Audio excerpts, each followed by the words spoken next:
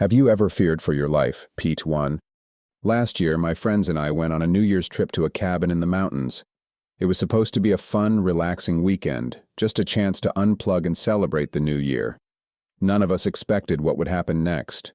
The weather forecast had called for light snow, nothing major. We weren't worried. But by the second night, the snow started falling hard. By midnight, it turned into a full-blown storm. The wind howled like I've never heard before, shaking the cabin. We figured it would pass by morning, but when we woke up, the entire cabin was snowed in. The power was out, and none of us had cell service. Still, we didn't panic at first.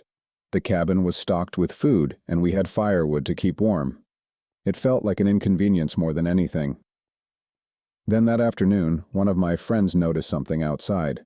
They were staring out one of the small windows when they said, "Hey, there are footprints out there." We all crowded around to look. Sure enough, there were tracks in the snow. They weren't animal tracks. They were definitely footprints, and they seemed to lead away from the cabin into the forest. At first, we thought maybe someone from another cabin had gotten caught in the storm and passed by. But the longer we stared at those tracks, the more unsettling it became. The snow was still falling hard, and yet the tracks looked fresh. We didn't know what to do. Should we follow them? Wait for someone to come back? We decided to stay put. It felt safer to wait. But the tension in the cabin was palpable. That night, as the storm raged on, we heard it, a knock at the door. It wasn't frantic or loud, just 3 slow, deliberate knocks. We all froze. Who could possibly be out there in this storm? And why weren't they calling out for help?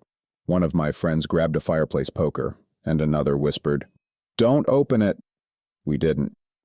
We just sat there in silence, staring at the door, too scared to move. The knocking didn't come again.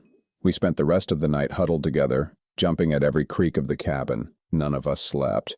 Follow stories from Reddit for part 2.